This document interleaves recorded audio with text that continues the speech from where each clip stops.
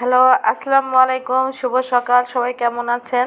তো আজকের ওয়েদারটা তো বৃষ্টি ছিল। এই তো কদিন ধরেই বৃষ্টি, ঝুমঝুম বৃষ্টি সারাদিন হতেই চলতেছে। তাই আমি তো কদিন ধরে ভাবছি একটু বাদাম ভর্তা করব। এই করা করেই হয় না, তাই আজকে সব গুছিয়ে নিলাম। এই যে বাদামগুলো ছিলে ভেজে নিয়েছি, এদিকে শুকনো মরিচ, পেঁয়াজ, রসুনও সুন্দর করে ভেজে নিচ্ছি। আজকে বাদাম ভর্তা করব। তা আমি তো খালাকে বললাম তুমি বেটে দাও, আমি সব গুছিয়ে দিলাম। তো খালা তো সুন্দর করে বাদামগুলো বেটে তারপরে সাথে শুকনো মরিচ বেটে নিল, তারপরে রসুনগুলো বেটে নিল। নেওয়ার পর তারপর পেঁয়াজ টেয়াজ দিয়ে সুন্দর করে মাখানো হলো। তা আমার এই তো ভর্তাটাও হয়ে যাচ্ছে আস্তে আস্তে। খালাকে যেমনভাবে বলতেছি খালা সেভাবে বানিয়ে দিল। এই যে আমি বড় কয়েকটা বাদাম দিয়ে ডেকোরেশন করলাম। মাসাল্লাহ ভর্তাটা অনেক স্বাদ হয়েছিল। তারপর তো এই যে পাটা মোছা ভাত, এটা তো খেতেই হবে। তো খালাকে তো বললাম পাটা মুছে ভাত মাখিয়ে দাও প্লেটেতে, প্লেটে নিয়ে আমি একটু দেখলাম ঝাল কম হয়েছে, তাই কাঁচামরিচ আবার মাখিয়ে নিয়ে ভালো করে মাখিয়ে সবাইকেই আমি অল্প অল্প করে দিলাম খাওয়ার জন্য, নিজেও খেলাম। তো এদিকে তো একটা আমার পছন্দের রেসিপি তরকারি রান্না করব। এদিকে ইলিশ মাছ কেটে নিয়েছিলাম একটা বড় দেখে। তো সেই কাঁটাটা বা মাছটা দেখাতে পারিনি, ডিম ভরা ছিল। আমি সুন্দর করে মাছটা কেটে নিয়েছি, চাল কুমড়ো দিয়ে রান্না করব। আর এদিকে সুন্দর করে পটল ভাজি করতেছি। পটলগুলো সুন্দর করে ঝুরি ভাজা এটাকে বলে। তো যেহেতু আমি চাল কুমড়ো ইলিশ মাছ রানবো, দুটোই ফ্রেশ ছিল, তাই মনে হলো ফ্রেশ বাটা দিয়ে করি। এই জন্য আমি মশলা বেটে নিলাম, কিছুটা জিরে, পেঁয়াজ আর কাঁচামরিচ বেটে নিলাম। এদিকে তেলে পেঁয়াজ কাঁচামরিচ দিয়ে দিলাম এবং বাটা মশলাগুলোও দিয়ে দিলাম।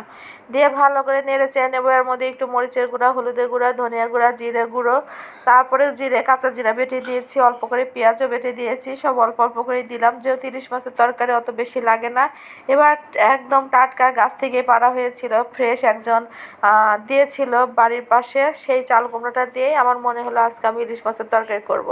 তা আমি তাই যে চাল কুমড়ো লবণ দিয়ে দিলাম, সুন্দর করে চাল কুমড়োটা কষিয়ে নেব, মনের মতো করে কষিয়ে নিয়ে আমি ঝোলের পানিটা দিয়ে দিলাম। তো ওদিকে তো আমি মাছগুলো হলুদ মরিচ লবণ দিয়ে মাখিয়ে রেখেছিলাম। এবার তরকারির উপরে আমি সুন্দর করে বসিয়ে দেব। আমি মাছগুলো এভাবেই রান্না করি, আগে থেকে আমি হলুদ মরিচ লবণ দিয়ে মাখিয়ে রাখি যাতে মাছের ভিতরে মশলাপাতি যায়। তো এদিকে তো মাছ রান্নাটা হয়ে যাচ্ছে, এদিকে আমি গরম গরম ভাতও রান্না করেছি। এই যে রাইস কুকারে ভাতটাও হয়ে গেছে। তা আমি তো বরাবরের মতো রান্না বাড়া সেরে আগে ঘরের কাজ করতে আসি, তারপরে গোসল করতে যাই। এদিকে ঘরটাও সব গুছিয়ে ফ্রেশ করে নিয়েছি, খালাও মুছে দিয়েছে। তো এইদিকে তো ওর বাবা অফিস থেকে আসার পথে বাজার নিয়ে আসছে, অনেক বাজার করে নিয়ে আসছে। এই যে কাঁচামরিচ, বেগুন, ঢেঁড়স, যত রকমের সবজি আছে, করলা, পটল, মূলা, সব রকমের নিয়ে আসছে। তো সেগুলো গুছিয়ে টুছিয়ে গোসল করে রান্না করে খাওয়া দাওয়া করে একটু রেস্ট করে নিয়েছিলাম। এই তো বিকাল হয়ে গেছে, বিকেলবেলা একটু বারান্দায় আসলাম। তো এদিকে তো চটপটির জন্য ডাল ভিজিয়ে রেখেছিলাম সকালে, আজকে ওদেরকে চটপটি বানিয়ে দেবো। এই তো ডাল আলু দিয়ে সুন্দর করে আমি রান্না করে নিয়েছি প্রেসারে। এদিকে চটপটির জন্য সব কিছু কাটা হয়ে গেছে, পেঁয়াজ, কাঁচামরিচ, শসা, ডিম, তারপরে হচ্ছে লেবুর টক সব রেডি করা হয়ে গেছে। যে ডিমগুলো ঝুরি করে নিয়েছি, ওদিকে সুন্দর করে লেবু দিয়ে আমি আমার মতো করে টক বানিয়ে নিয়েছি। তো ওরা তো এটাই পছন্দ করে, ফুচকা চটপটি এখন ছেলেমেয়েরা পছন্দ করে। তো আমার মেয়ে ছেলে ওরা খাবে, তো বানিয়ে নিচ্ছে, বানিয়ে নিয়ে এবার ওরা খাবে। তো আমি সব তৈরি করে গুছিয়ে দিয়েছি, ওরা বানিয়ে নিচ্ছে।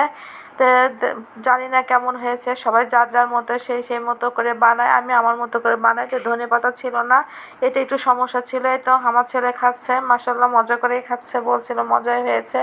তো সবাই বাটি ভরে নিয়েই খাচ্ছে। তা আমি আমার ব্লগটা এ পর্যন্তই শেষ করব। সবাই ভালো থাকবেন, সুস্থ থাকবেন।